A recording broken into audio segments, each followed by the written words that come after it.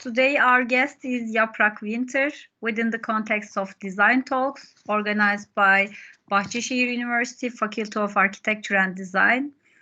Before leaving the speech to her, I would like to introduce dearest Yaprak. Yaprak is a Turkish-American designer based in New York City, founder of Sparkle Brains company, focusing on service design and facilitation lead, and a mindfulness instructor. Yaprak started her career in her hometown Istanbul as an industrial designer after graduated from Marmara University Industrial Design Department as a top scoring student. Yani bölüm birincisi demek istiyoruz burada. She worked on projects like motorboats, simulation systems, and point-of-purchase displays. Motorboat company Blue Sailors, where we first met, worked together and became friends with Yaprak 15 years ago. Right after the 2008 global economic crisis, she started to focus on the design of interactions and services, and working with an American designer, she pioneered in bringing human-centered interaction design for Turkish clients such as Turkcell and Pronet. After working in service design projects in Turkey, she moved to Italy to study at Politecnico di Milano's Product Service and System Design program to learn the theory and craft of designing for services. While in Italy, she managed a team of 100 students to collaboratively design the Politecnico exhibitions and events for the Milan Design Week Salon del Mobile. This design activity was supported by DESIS Network, abbreviation of Design for Social Innovation and Sustainability Network, which is composed by Politecnico di Milano. Thanks to the DESIS network and the design activity for the Milan Design Week, she received an invitation from the New School and a scholarship from the Italian government to study and do research in New York within the transdisciplinary design program at Parsons School of Design. During her studies there, Yaprak focused on the mechanisms of collaborative creativity and began to specialize as a workshop designer and facilitator. After graduating from Politecnico and moving back to New York, Yaprak worked with a wide range of clients and partners, including American Express, Amazon, CYS Health, Citibank, and many nonprofit organizations and local government agencies to apply human-centered approach to complex systemic challenges. Some of her work within the DESIS network were granted Core 77 awards in several levels. Yaprak is currently about to embark on a new journey designing the future of mobility in collaboration with an automotive company, and she is terribly missing Istanbul, which she couldn't visit this year because of the pandemic. Now the microphone is yours, Yaprak. Thank you for the introduction, Bilgen. Is my sound coming all right? And can you Yes. see my screen? Thank you for having me today. I'm so excited, and let me go to my screen. Maybe exit one more time and present. So can you see my screen, right? Yes. Okay, yes, wonderful. yes. Wonderful. I'd like to talk a little bit about my educational background, followed by my career journey. And then from there, I will talk a little bit about the deep dives into service design and the differences between UX design and customer experience design and the subtleties. And then I will share 3 case studies that I had a chance to work on here in the US. And finally, I want to share a few like facilitation design skills and principles that helped me along the way. And then hopefully we will have a Q&A at the end. But first, I'm really curious who's in the virtual room with us today. So I would like to invite you to use the chat box function on the Teams, and in a single text, if you can tell us where you're logging in from today. Like, could be a room in the house, an office space, maybe you're taking a walk in the park, wherever it may be. followed by like think about the food that gives you the most energy when you need to go and like have a day-long workshop or have a day-long work session. What food energizes you the most? And lastly, just reflect for a moment, who are you with when you have your best ideas?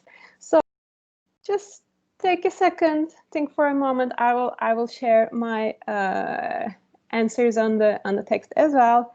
So let's see.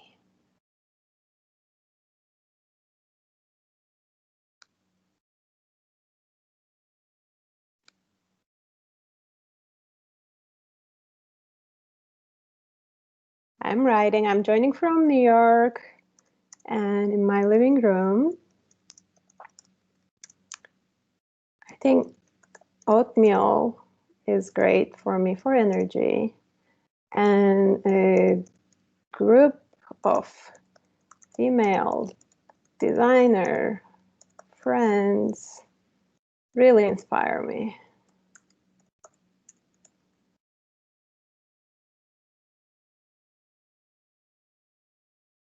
I am seeing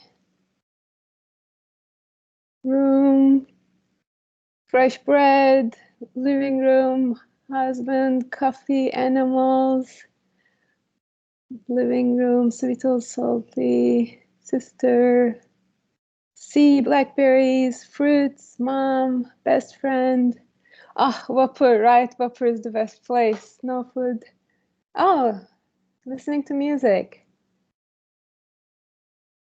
Something with carbohydrates, being alone, coffee, mom. Ah, isn't that wonderful? Like the action of generating ideas never happens in a vacuum, right? There are always inspiring factors around us. Oh, chocolate, of course, chocolate, best friends.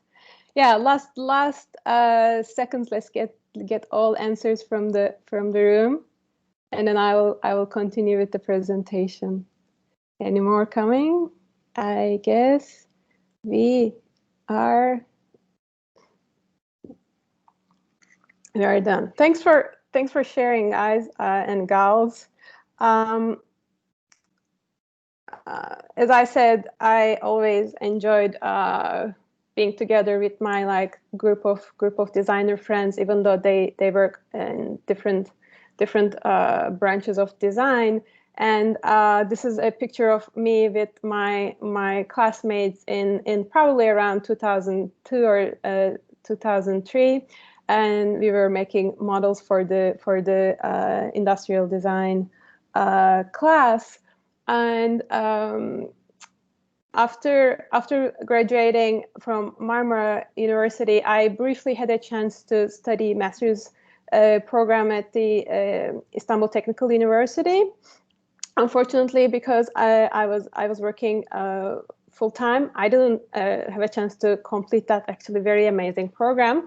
But thankfully, I had a break in my life where I could quit everything and move to Italy and study product service system design in Politecnico, which, as your professor Bilgen Hocam mentioned, I had the chance to get a scholarship to study at Parsons as a visiting scholar.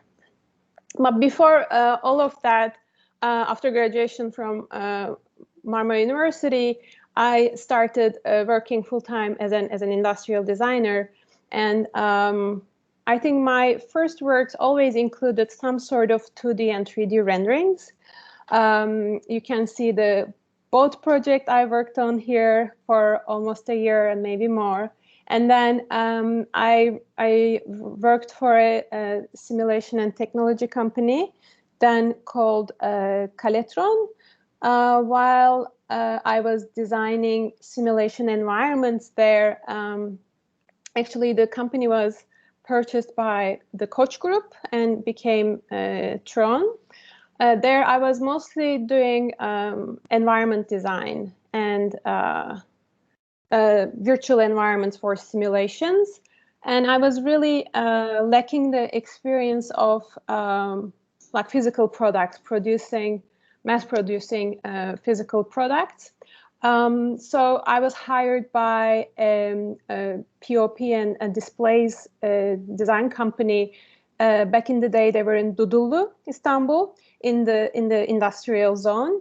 So in a very short amount of time, I managed to learn very different production methods, including CNC modeling, vacuum forming, injection modeling, different print options, working with metal, leather. I had the chance to work with lots of amazing craftspeople, and I learned producing lots of concepts in such short amount of times, rendering them, convincing the clients, and then creating prototypes and actually physical products that were sometimes built in like thousands. So that was like the most industrial actually my work ever got.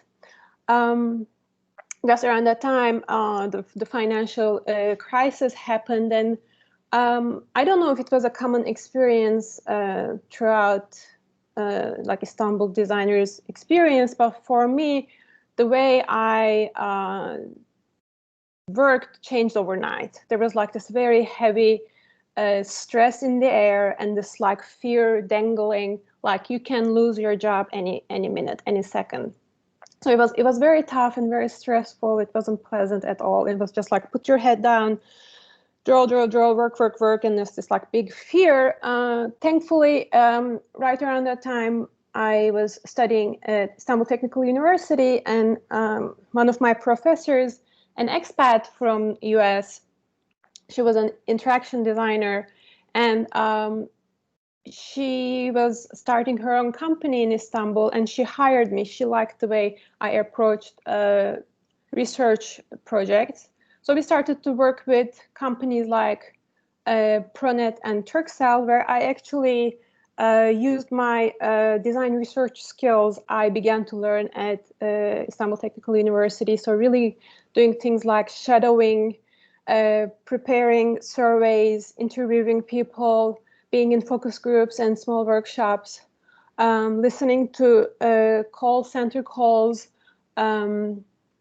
while call center agents are giving customer service, but also using my industrial design skills, just like the welcome package you see here, for creating kits. And I started to also toe dip into layout and graphic design a little bit. I'm not a very good graphic designer, which comes very handy in service and interaction design branches. But I also started to design a few like forms and screens and emails and etc. while working with Pronet, which was such a great pleasure because they had great technological capabilities, but also they understood the importance of human centricity and customer centricity, and in a very dynamic manner, in a very short amount of time, we implemented many of our ideas and insights, and we prototype and then we launched them. So one of the research findings was amongst all of their customer segments, one group was most likely to churn and quit their subscriptions. Those were the people, quite understandably, those people whose houses and businesses were broken into by burglars. So imagine you have a security package subscription with alarm systems and everything, but still the burglar comes at your house and then your window is broken or your door is broken. It's truly frustrating. And if there's such a thing as like pain point, yes, that was a big pain point. So my team and I, we created this group of like very empathetical and skilled small group of agents called post-break-in response team, and we empowered them with certain solution sets that allow them to be proactively help these small group of customers. And one of the offerings of this package was not only giving people discounts and packages for like getting their windows fixed, getting their doors and locks fixed, but also offering them a hotel service with the empathetical thinking that like if your house had burglars last night, you wouldn't want to probably sleep there tonight. So while doing call signing for this project, I heard the agent calling and following up with one customer whose husband was threatening her. I'm going to kill you because they were going through a divorce, and she pressed the panic button of the alarm system, and the police came, and our agents were following up and saying, are you okay? Are you safe? Do you want to stay at a hotel? And then the customer started crying, saying, oh my God, nobody ever took care of me like this before. And that was like a very emotional peak point for me to realize, oh my God, like there is so much actually potential for products and services to impact human lives. So that's why I went to Italy to understand the theory and craft of service design. But of course, it was like very, very early times of service design as a discipline. So there was a lot of confusion about all these buzzwords. Like I imagine you might be hearing them as well. Like what's service design? What's customer experience design? What's user experience design? So I don't know, I thought it might be useful to very briefly dive into that and create some clarification around the nuances and subtleties. But again, this is my take. And I took these images from an Australian design lab. I really like their presentations, but there are different schools of thinking as well. Like this is just my understanding.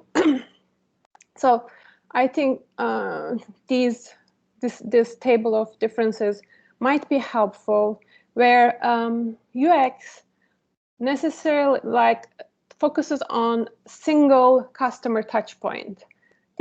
Think of Airbnb, or think of, I don't know if still is a thing, like Yemek Sepeti, or think of Uber.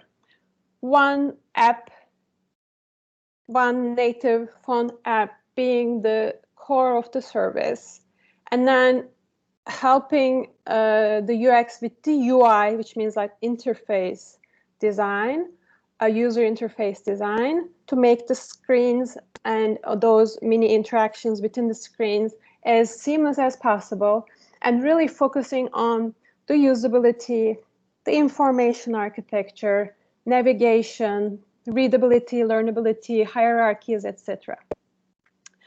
When you go a little bit up to customer experience design, it looks at all the touch points across different channels. Channels means that could be digital, could be physical, could be retail, and looks at the total customer journey and focuses to increase the overall customer satisfaction, loyalty, and advocacy.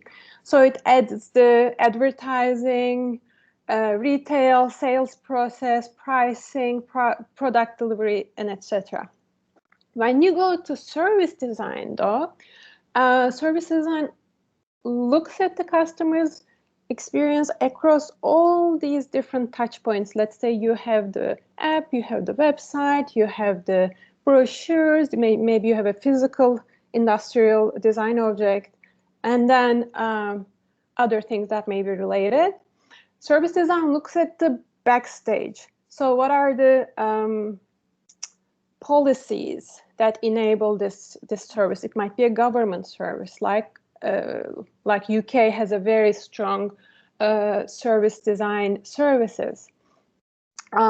Services in their government organizations, and they look at what's happening in the backstage before the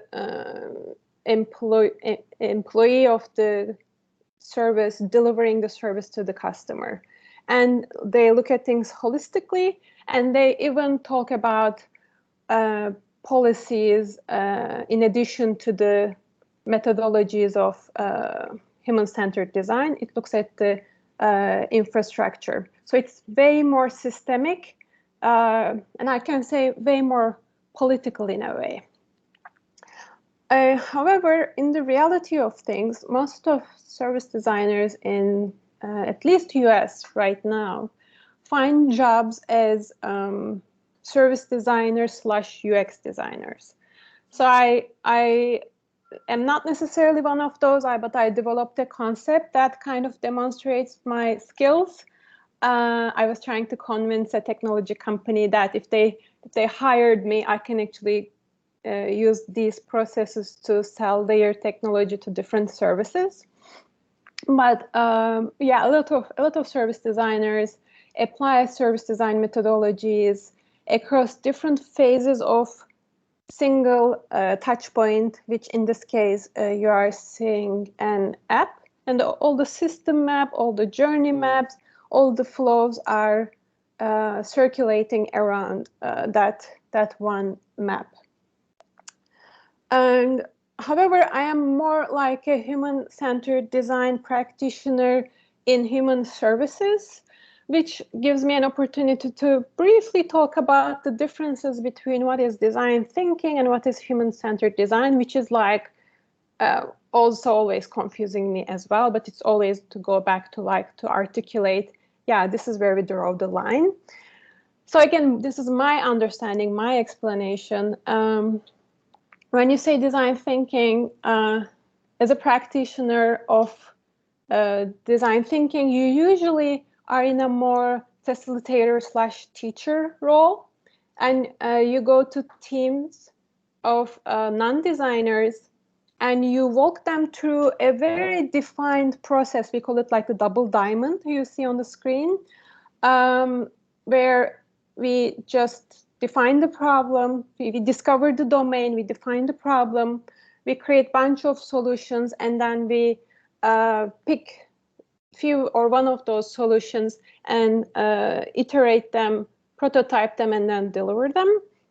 And this can be applied to many products and services by non-designers. Whereas, let's say, like, as a designer, as an architect, as an interior designer, you are expected to work designerly. But you can always go and also teach people how to do that using design thinking methodologies. So that might be an extra skill set for design practitioners. So you'll be a practitioner, but at the same time, if you work on your teaching, if you work on these little frameworks, tools that are used under design thinking, you can always, within your company or in external companies, you can facilitate that. Or you can go a little bit more deeper into human-centered design, and then that will be a specialization of your design capacity. So it's very common to be focused around the aesthetics and budget and the functionality of a product. But then it's a different approach when you really place the human in the center of your process, beyond the budget and beyond the aesthetics. And they're all interwoven, right? Like you cannot let those criteria aside. Like, of course, the budget will be important. Of course, the business needs need to be balanced.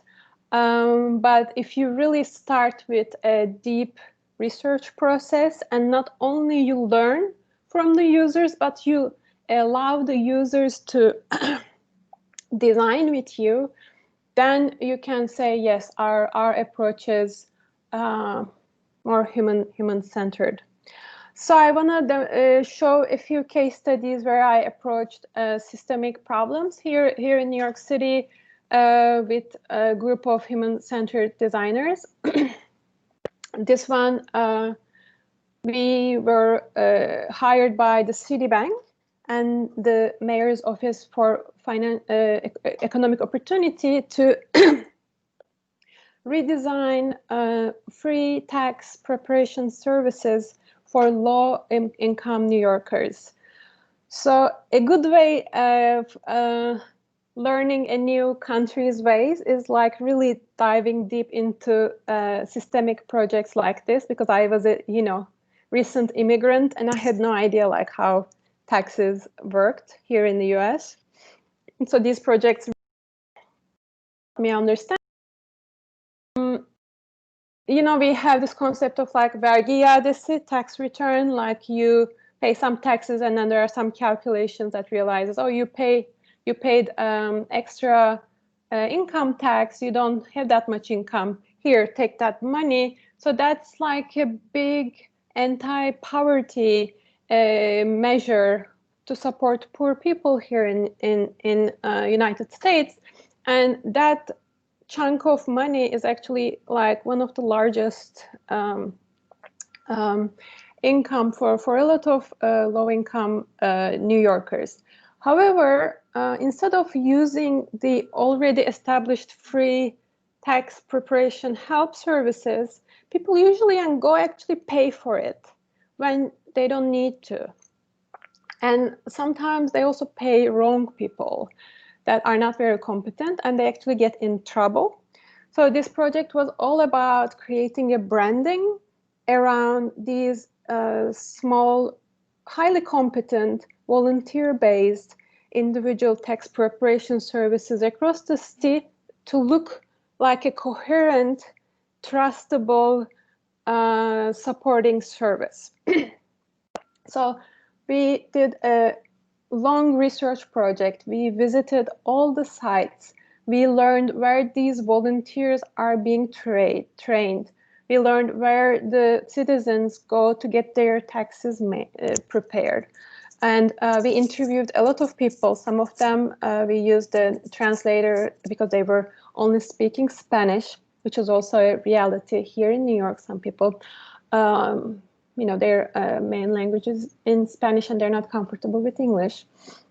And then we created different diagrams and to just visualize our research findings. And we created these card decks you might see on the screen.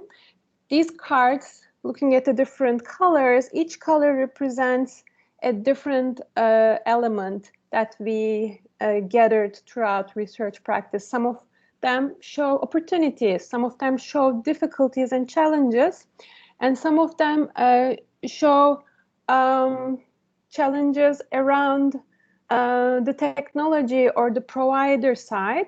And then we also had these fun cards that allowed people to think laterally in a more creative way. And we used these cards to host several workshops and host conversations to help people involved in this network of services to design the holistic structure of this free tax preparation domain. And there were a few successes with this project. One of them was we were recognized by Core 77 and got the recognition award. But also we could see all around the city these new posters with the branding that we suggested. But also because of one of the conversations that we facilitated, even changes in the policy became a thing, because we realized that, there were some practices that were using some legal loopholes, that if we cover those loopholes, there will be less predatory services taking advantage of these poor people's very limited means. So at the end, if you have any questions about this project, just take note, because we will have a Q&A time, and I'd like to hear your questions. While I move on to the second project I'd like to talk about. This one is focusing on a criminal justice system. Again, here in New York, again, a big problem. I don't know if you know, but United States has a very high percentage of people incarcerated, which means in prison, and most of which are people of color. So the criminal justice problem is also a racial justice problem here in the United States. This summer, you might have heard a lot about the demonstrations and everything to highlight that problem. So Vera Institute is a thought leader in the criminal justice domain, providing a lot of information, but also education and policy change. And College Initiative is this like small organization, nonprofit, helping people go to college after some sort of criminal justice involvement. So they've been to prison or they've lost their work license because of some sort of criminal justice involvement. This organization helped people go to get their associate degrees or their college degrees, or if they didn't finish high school first, get their high school license to continue their educations. And they reached out to me and they hired my company, myself, to apply the human-centered design approach to organizational transformation. And I applied also the UX methods in this project because the outcome was going to be a digital toolkit. So it wasn't a whole service design project because we knew that the outcome was going to be a web-based toolkit. And so I almost like made a hybrid of different approaches. So here in the picture, you can see there is a card sorting activity, which is done to look at different pieces of content one may have, and then you put them in order to prioritize them or to create a navigation in the website or in the app. So we did that to look at this organization's inner workings. So different forms that they used and different videos that they have, different brochures. So we all categorized them and created a database. I also did interviews with their frontline service providers to understand their needs. And then we did a workshop. You can see the workshop canvas here to look at the timeline of their day-to-day work to understand how this digital toolbox can help every stakeholder involved in the process of their day-to-day job. So because of that project, they had a very seamless, smooth transition to be acquired by a much larger organization. So it became a success, that project. And Vera Institute kept actually hiring me for different human-centered design projects. And last case study I want to share with you is a little bit different. This is more like design thinking. And this is when I was working in-house for Aetna CVS Health. CVS Health is this very wide distributed drugstore chain in the US, but also their biggest income comes from like them selling pharmaceuticals to different pharmacies as well. So last year they purchased Aetna, which is a health insurance company, which made them a Fortune, I think 5 or 6 company, which means like the biggest like 5 or 6th company in the US with like more than 300,000 employees. And I was working as a senior service designer. And one of my responsibilities was to use design thinking methods and tools to educate non-designers in the organization to approach problems in a more collaborative, iterative, visual way. But normally, how we were doing it was traveling people to the headquarters and having paper, post-its, etc., having workshops. When this merger came to a point where there were like managerial changes, all the travel expenses were frozen. The opportunity was, we discovered the Miro remote collaboration platform that I think your university is already utilizing as well. So through that platform, I created some quick, accessible, and foolproof interactions designed to attract diverse teams. And using Miro and using those workshops as an opportunity to distribute design thinking methodologies really helped these like software architects. Some of them were young, some of them were much older folks, to feel that, oh, we can also innovate this way. We can also think designerly. We can also host our workshops internally in our teams. And I created this workshop planning canvas for them, so that each team leader who wants to host a workshop could just go through this checklist, these little questions to understand, oh, do I really need to do a workshop? What's the purpose of my workshop? What's the scope? Who should be in the room? What are the costs? What are the logistics? How the agenda looks like that, etc. And that, I think, was a great timing, because continuing this year with COVID's reality, with the pandemic, everything was already going towards a remote facilitation pathway. Other than these three examples, I also had a chance to design large speculative design workshops to imagine the future of employment, future of work in New York City. And that also got the Core 77 award runner-up in service design category. We shared that category with IDEO.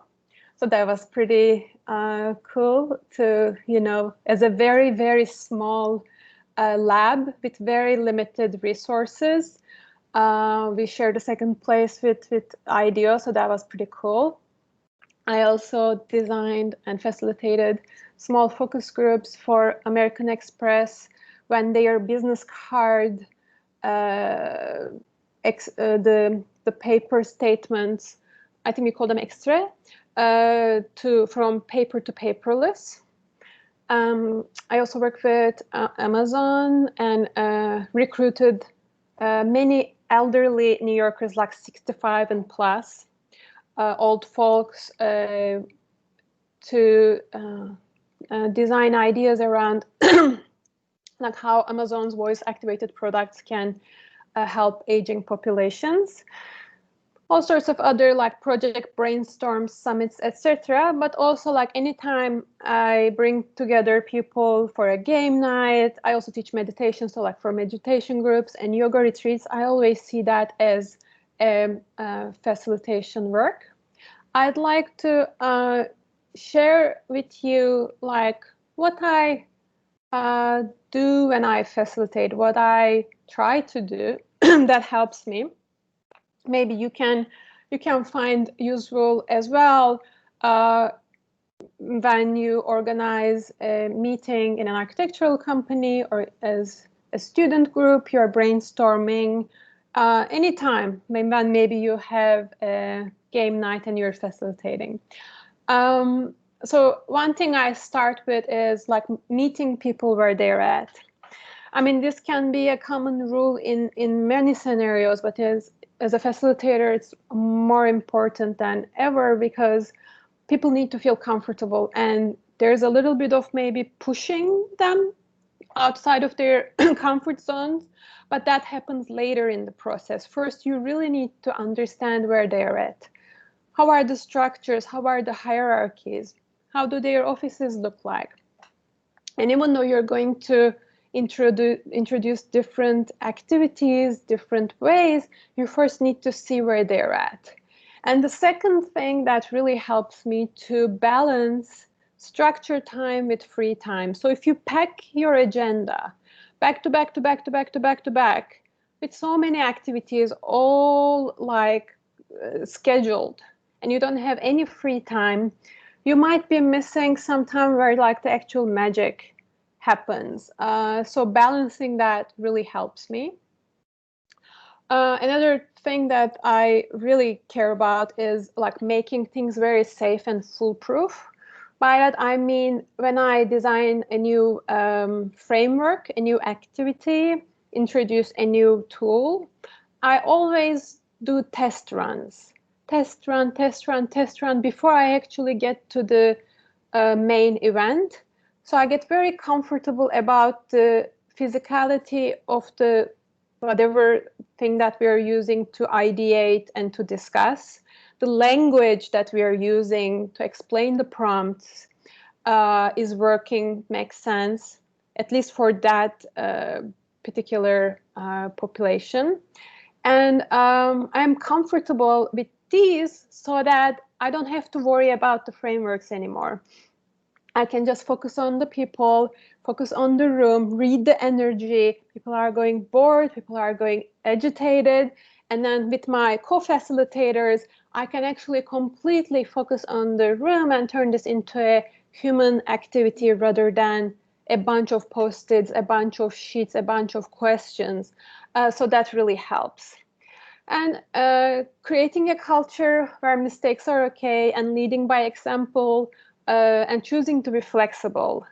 It really helps people to then go out of their comfort zones. So if I'm stiff, if I'm comfortable, if I can make fun of myself and I am carrying myself really relaxed, that really translates to the room. So doing your own work internally as a person, making sure you're triggered less and less and less, because sometimes these conversations can go to uncomfortable places and people get triggered. So as a facilitator, if you do your own homework as a human to be more understanding, being a better listener, staying a little bit calmer, then that allows people to also find their own relaxed, grounded, comfortable selves. And lastly, everything is happening virtual these days. If a session is virtual, more breaks, definitely more breaks. Like you cannot have like an 8-hour workshop on Zoom without any proper breaks, or you cannot have like a 3-day workshop, no breaks. You need to build in maybe 1 day on, 1 day off, because it's different when you fly people to a city and you rent a hotel ballroom to have these team building activities or decision-making activities, whereas everybody is joining from their homes. Maybe you might schedule things a little bit differently if it's virtual. One last thing I want to list and talk about is Priya Parker's work. She's truly genius, so inspiring. I highly recommend you check her TED Talk and other conversations. If you haven't already, she has a book, also wonderful book called The Art of Gathering. Priya Parker is like, she does negotiations and she's an amazing facilitator.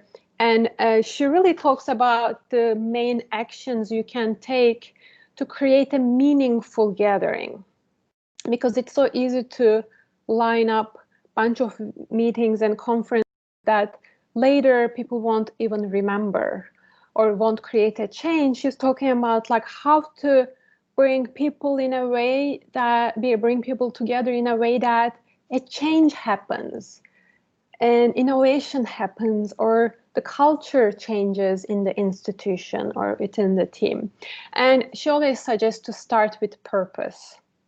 And purpose, unfortunately, is not birthday or team summit or brainstorming session. These are just titles. Purpose needs to be more about the why of the gathering.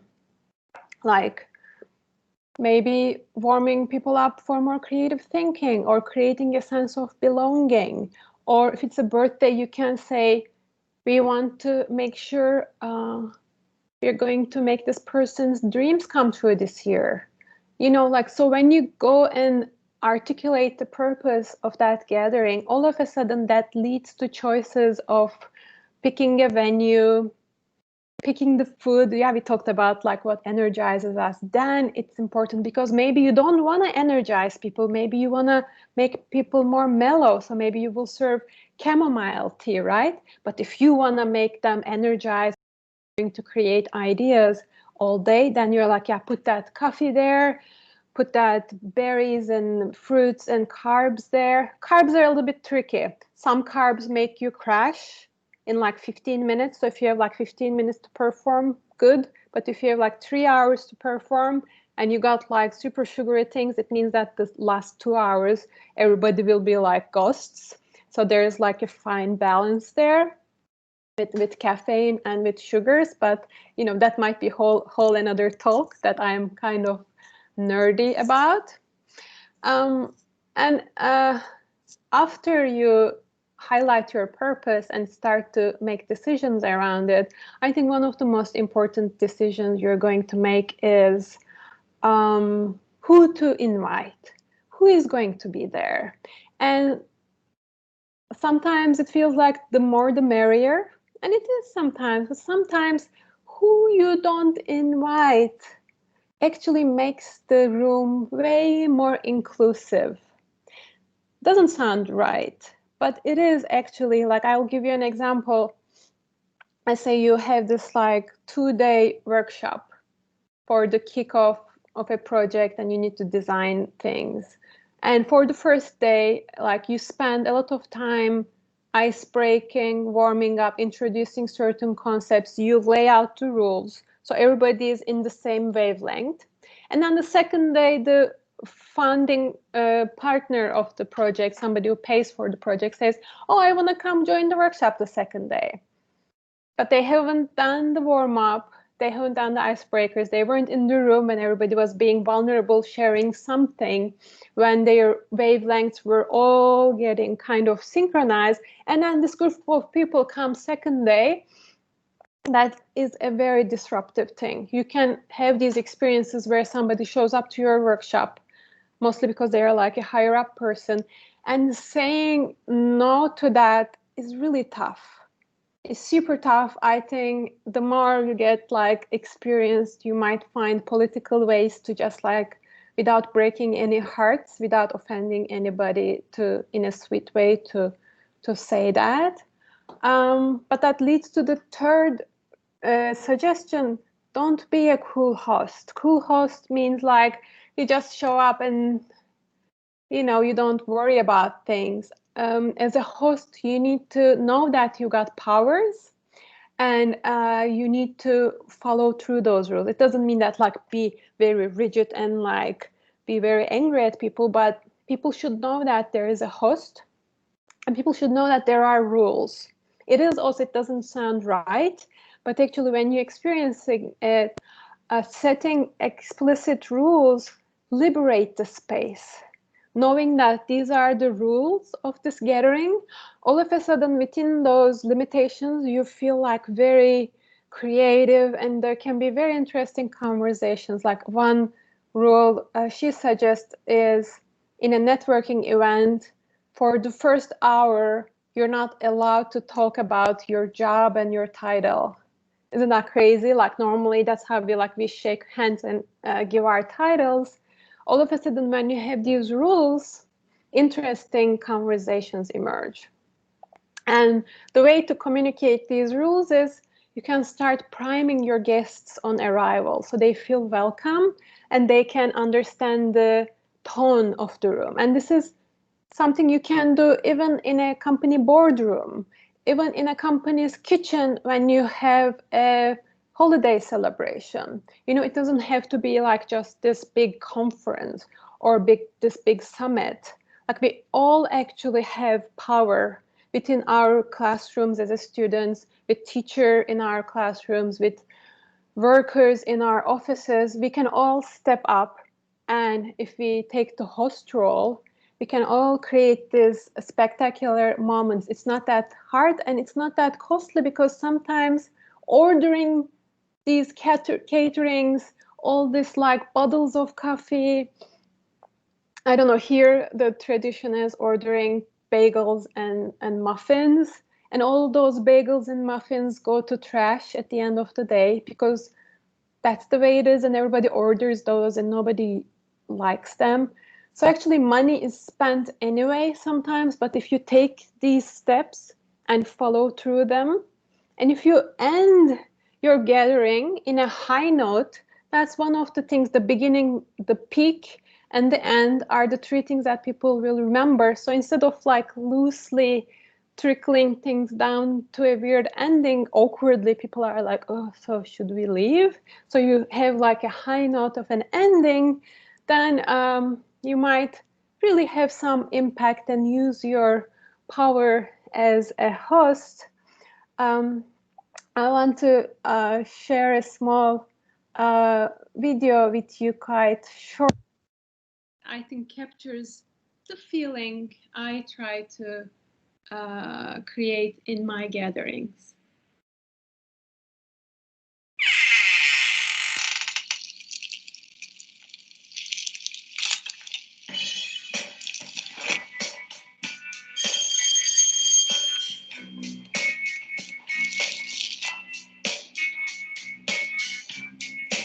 When you were before,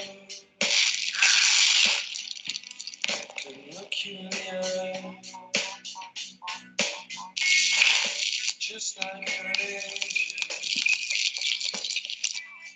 Skin makes me cry, but I would treat.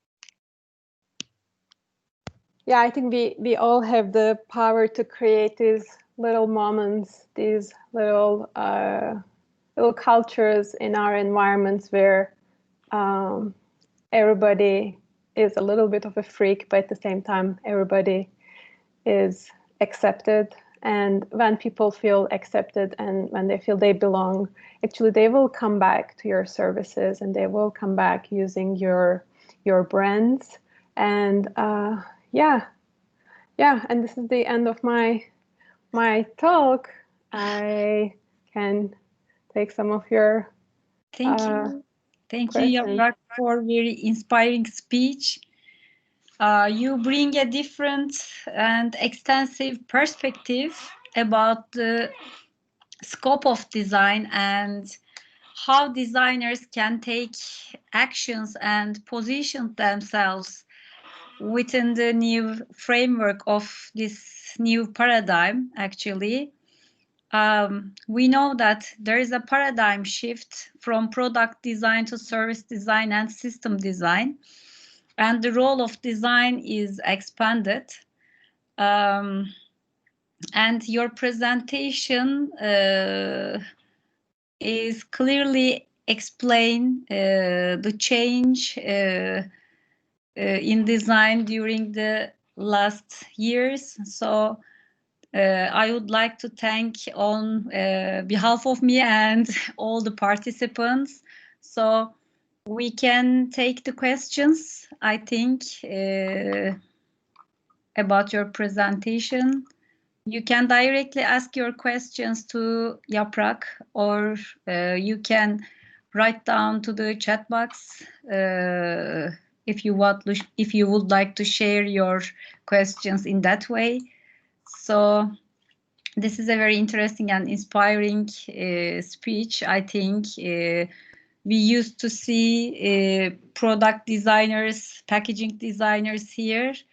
I think this is the first time we host a service designer, and as I can see from your presentation, the output of your service design activities look like intangible products, we can say. They provide new experiences to people, and also the service design products improve the way of life, and their living. People's life are improving by this way. So you can raise your hands. It's very surprising. Are you thinking about? Oh, there is a question on the chat box here.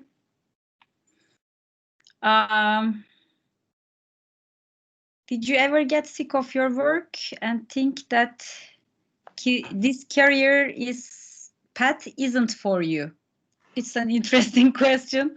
Oh, good question. Of course I do. I think a lot of people do, especially if you're carving out something slightly new that wasn't fully established before you. Like when I first moved to New York, there weren't many service designers, and it's very tiring to like starting every conversation, starting every project to make the point to demonstrate this thing is actually legit and this thing is actually valuable. So you have to prove your value every project, every conversation from scratch. And also there are all these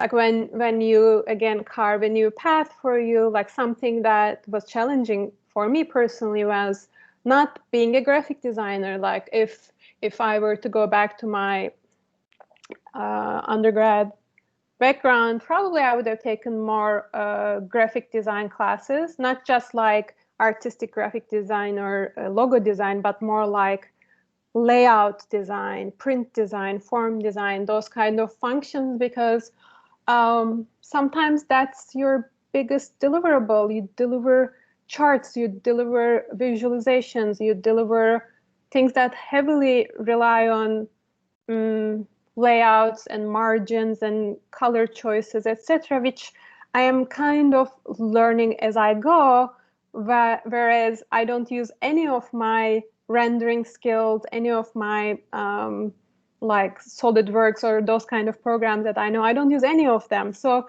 that is, of course, challenging. And I took some like time to focus on my health and focus on other things.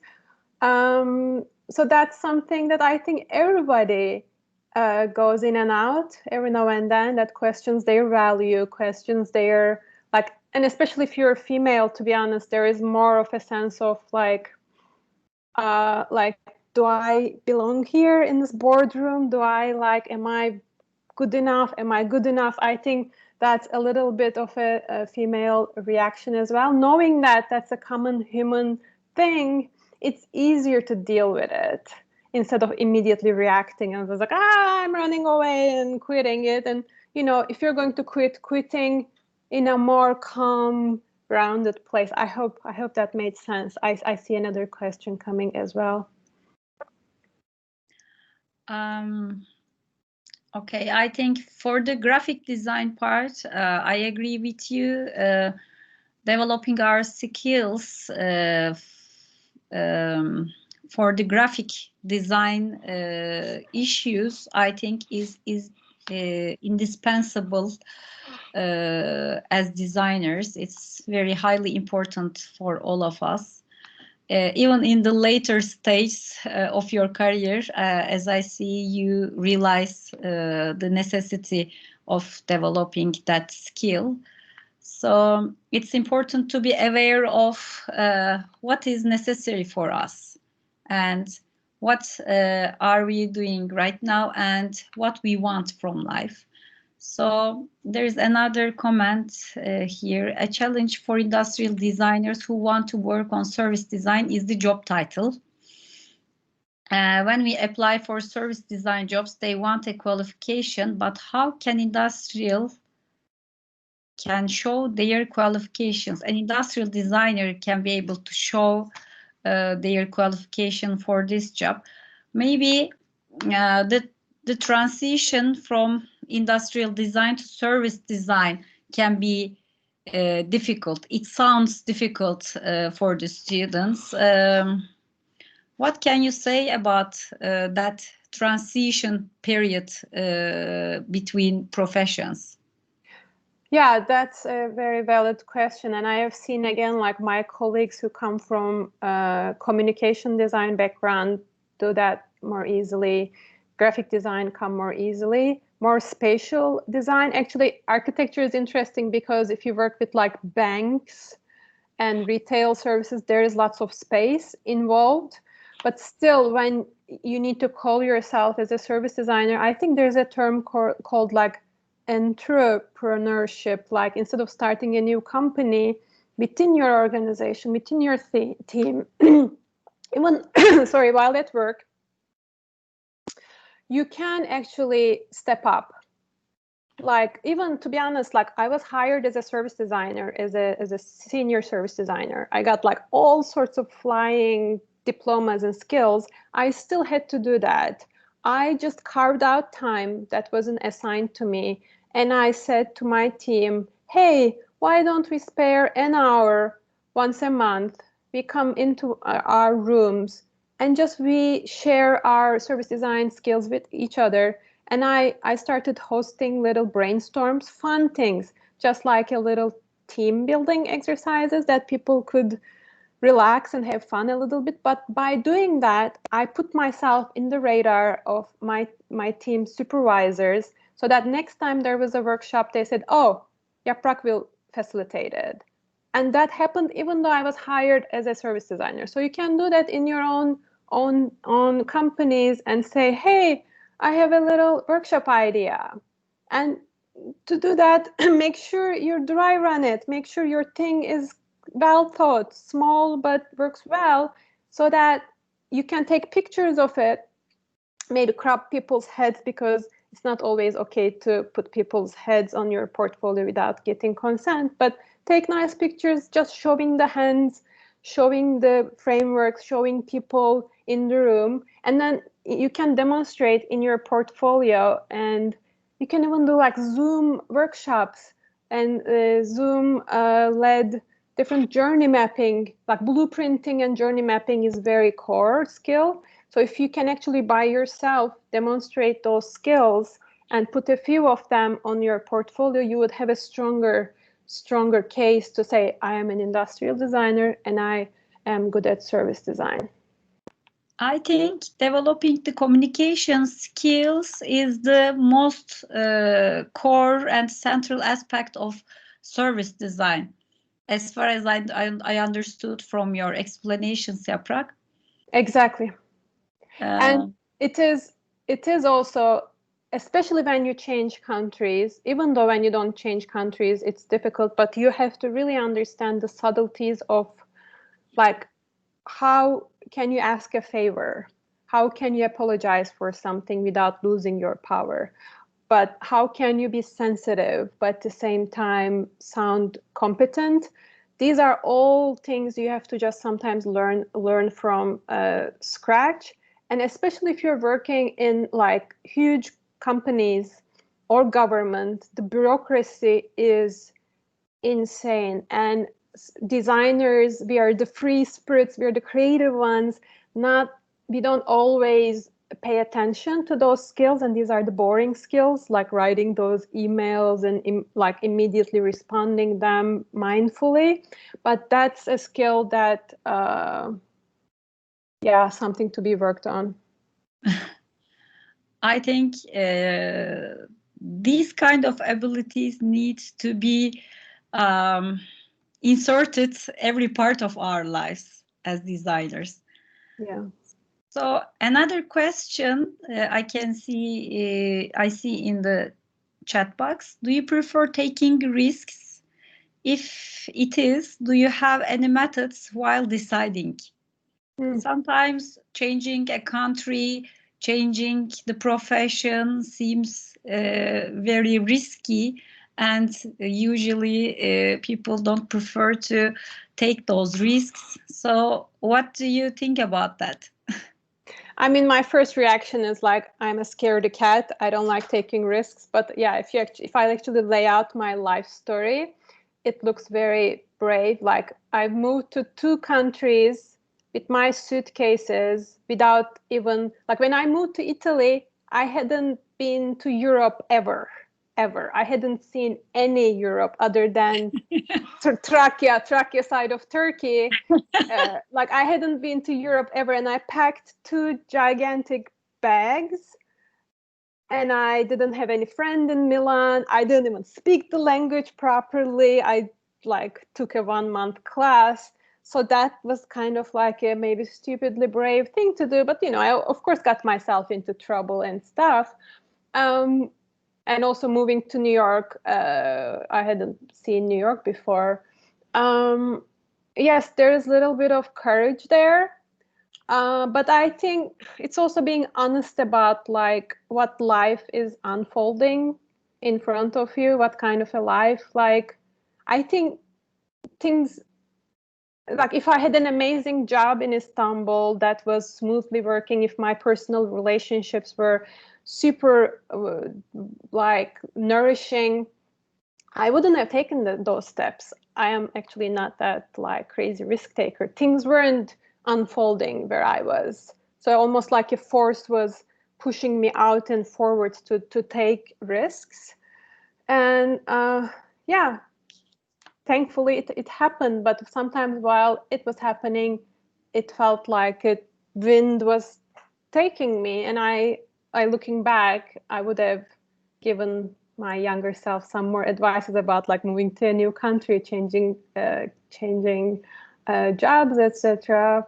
But you know, like there are also like frameworks that you can use. Like there are prioritization charts, for example, in service design we use. Like, what's the risk? What's the advantage? How much do you want it? How much you don't want it? And you can just like almost like pros and cons. You can write down, and actually writing down lists, even though like as designers we are very visual thinkers, the moment we combine visual thinking like these quadrants with listing, it actually balances left and right brain. So our reasoning gets balanced with our creative thinking. So always actually take time to apply those methods to yourselves in your personal life design. Like I had the chance to work with Ayşe Birsel in New York, which was one of my biggest personal heroes. And she has like amazing frameworks in her books about like designing your own life. And it works. Like when you apply your designerly methods, decision-making methods into your life, it works. And then you see life unfolding in front of you. It's an interesting approach for organizing our lives or deciding new pathways for our future and considering the new possibilities, just like considering the possibilities of new designs, maybe. And are there any other questions?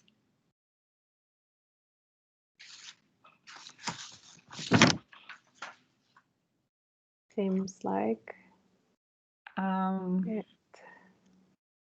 if there is no any other question,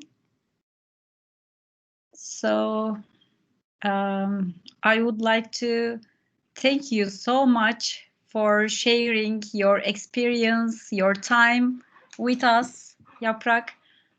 And it's my pleasure. Thank you for inviting me. Thank you too. So I would like to thank our Dean, Head of Departments and Vice Deans for establishing such a organization, Design Talks. We also want to thank Yaprak Winter. Thank you for this stimulating presentation. It's been great having you with us here. we have a little tradition here in ArchiDesign Talks.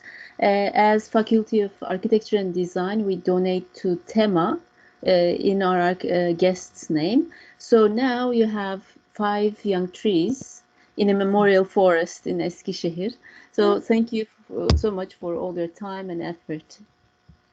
I truly appreciate it. Such a thoughtful gift. I love the idea of having, you know, five young trees in Turkey that I couldn't see this year. So, yeah. And those of you who are around Istanbul today, go have a tea and Smith or Beyaz Peynir by the Bosphorus, because I'm terribly missing all of that and many more. Thank you so much for having me. Thank you so much. Bye. See you very soon, Yaprak. I'd love to.